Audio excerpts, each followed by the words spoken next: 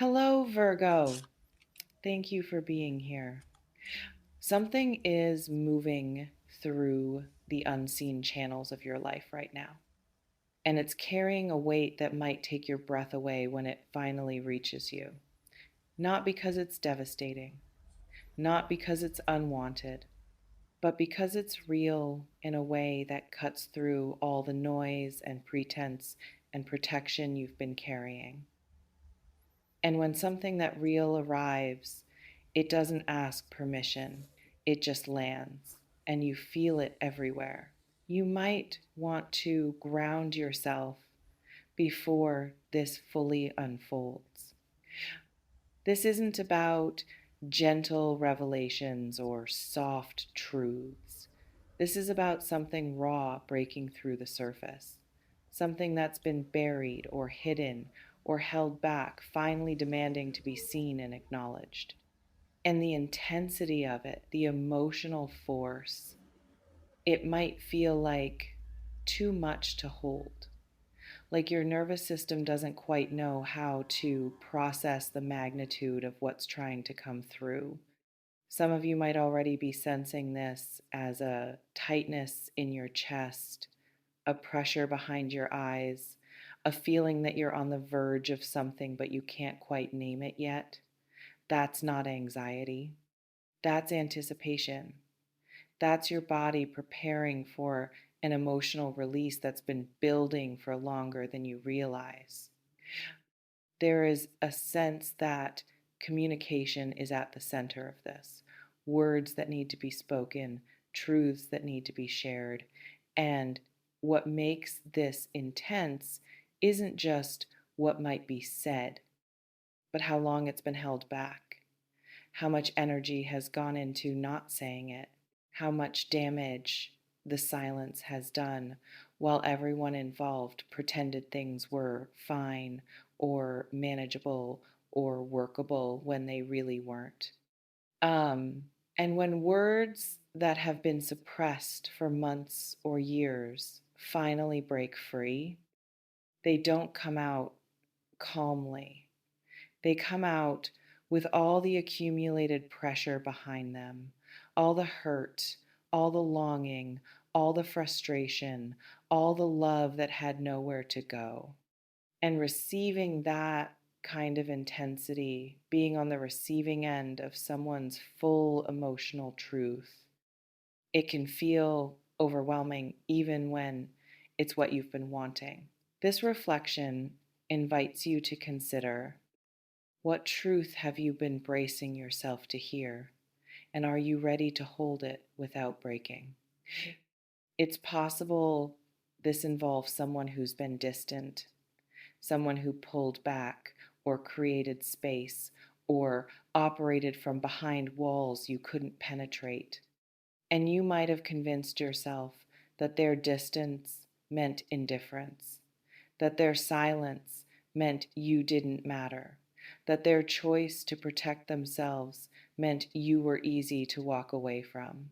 But what if their distance was never about not caring? What if it was about caring so much that they didn't know how to function with it? Because some people, when they feel something deeply, they retreat, they go quiet, they create distance, not to hurt you, but to protect themselves from the vulnerability of being fully seen in their need. And that strategy, that self protection through withdrawal, it creates devastation for the person being left, but it's not always about you. Sometimes it's about them being terrified of their own depth of feeling.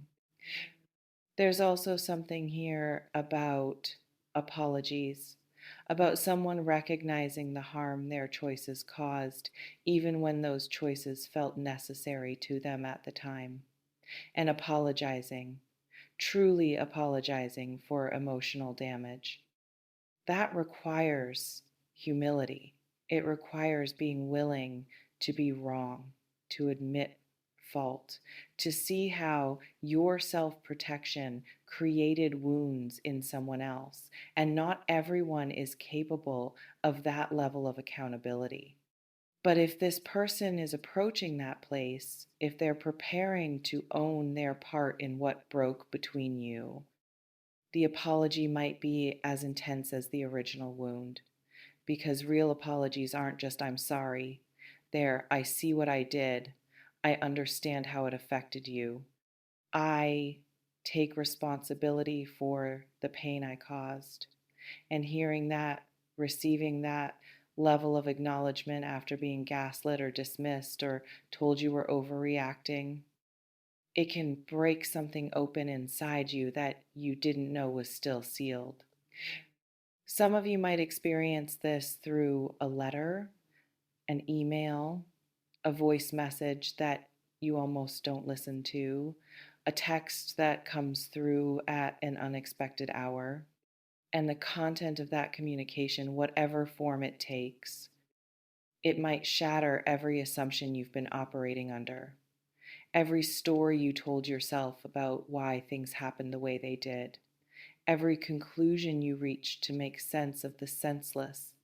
It can seem as if one message, one conversation, one moment of raw honesty has the power to rewrite the entire narrative you've been living in.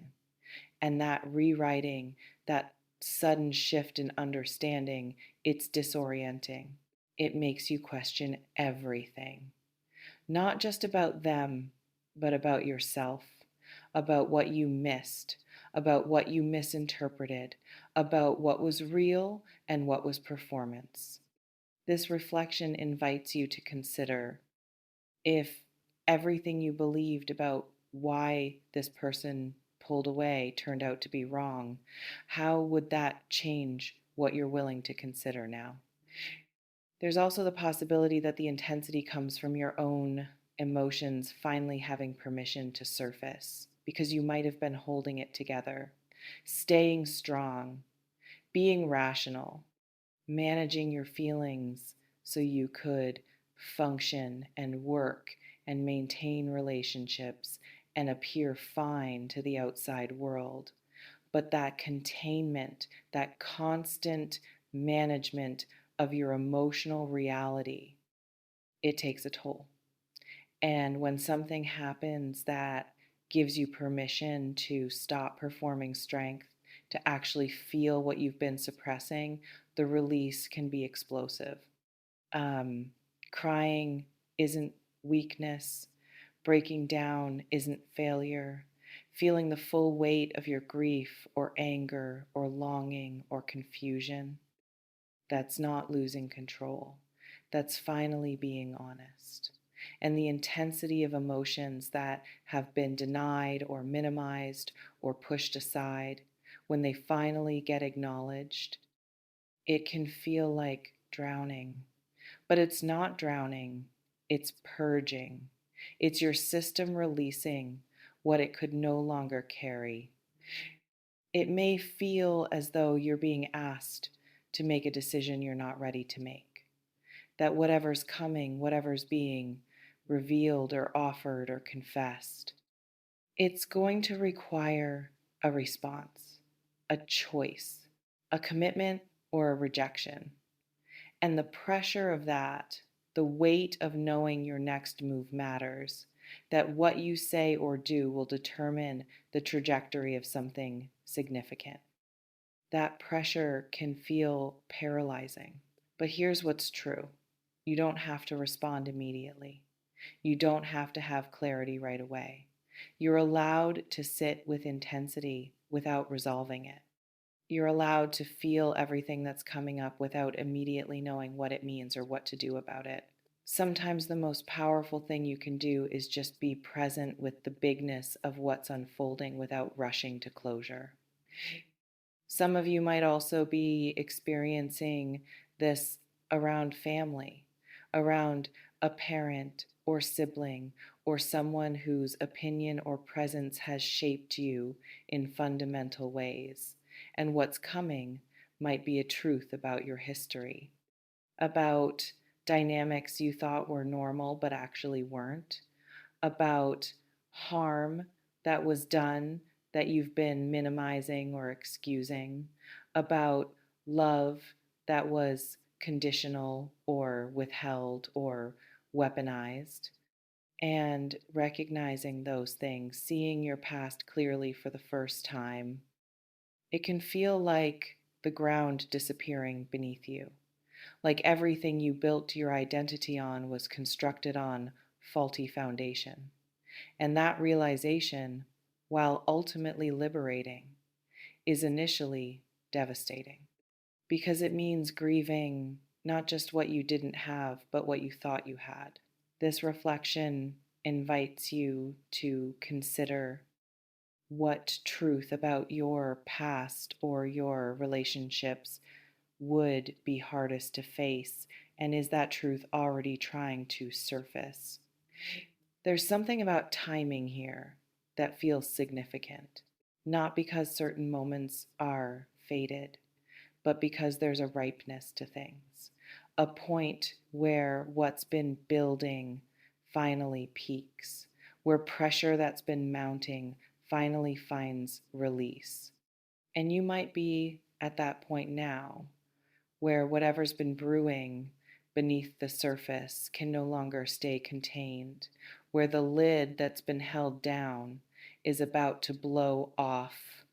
And when that happens, when intensity that's been suppressed finally erupts, it's not neat, it's not controlled, it's messy and overwhelming and sometimes destructive in the way that forest fires are destructive, clearing out dead wood, making space for new growth.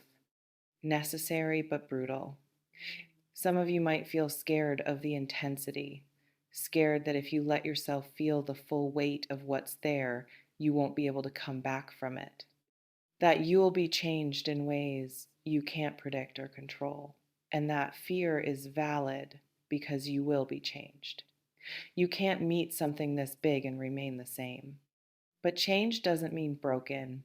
Change doesn't mean destroyed. Changed means transformed. And transformation, while uncomfortable, is how we evolve. It can seem as if you're being asked to trust a process you don't understand, to surrender to feelings you've been avoiding, to let something intense move through you without knowing if you'll survive it intact. And that's terrifying, especially if you've built your safety around emotional control, around not being too much or feeling too deeply or needing too openly. But what if your capacity to feel intensely is actually your strength? What if the depth of your emotional experience is what makes you human and connected and alive? What if the intensity you're afraid of is actually what you've been craving all along, is less than hash zero? 5 hash is greater than permission to feel fully without apology or restraint. Um, because we live in a culture that tells us to tone it down, to be reasonable, to not make things difficult or uncomfortable, to manage our emotions so others don't have to deal with them. And in that constant modulation, in that perpetual self editing, we lose access to our own truth, to our own power, to our own aliveness. This reflection invites you to consider, what would it mean to let yourself feel everything that's coming without trying to control or diminish it? There's also the reality that intensity isn't always negative, that the message or truth or experience that's approaching might be overwhelmingly positive, might be the answer to something you've been asking for, might be the relief you've been desperate for. And joy, especially unexpected joy, especially joy that arrives after prolonged pain, can be just as overwhelming as grief. Because your nervous system doesn't always distinguish between good intensity and bad intensity. It just registers intensity. And if you've been in survival mode for a long time, if you've been braced for impact, your system might struggle to accept something good, might wait for the catch, might prepare for the other shoe to drop even when the moment is genuinely beautiful. So as this unfolds, as whatever message or truth or experience is approaching finally arrives, try to stay present. Try to breathe. Try to let it be as big as it needs to be without immediately trying to make it smaller or more manageable. Give yourself permission to be moved, to be undone, to fall apart if that's what needs to happen. Because falling apart isn't the end, it's often the beginning. The cracking open that allows something new to enter, the breaking down of old structures that no longer serve so new ones can be built. And while it's painful and disorienting and scary, it's also sacred. It's also necessary. It's also exactly what your soul has been asking for, even when your mind has been resisting it. And if you need to cry, cry. If you need to scream, scream. If you need to sit in silence for hours processing what just hit you, do that. There's no right way to move through intensity. There's just your way. The way that honors what's true for you in the moment, without judgment or comparison or expectation. You're stronger than you know, more resilient than you give yourself credit for. And whatever's coming, whatever intensity is about to break through, you can hold it. You can survive it. And you can let it transform you into someone more whole, more authentic, more fully yourself than you've ever been. Stay grounded, stay open, and trust that you're ready for this, even if you don't feel ready. Because readiness isn't about confidence, it's about capacity. And you've been building capacity through everything you've already survived.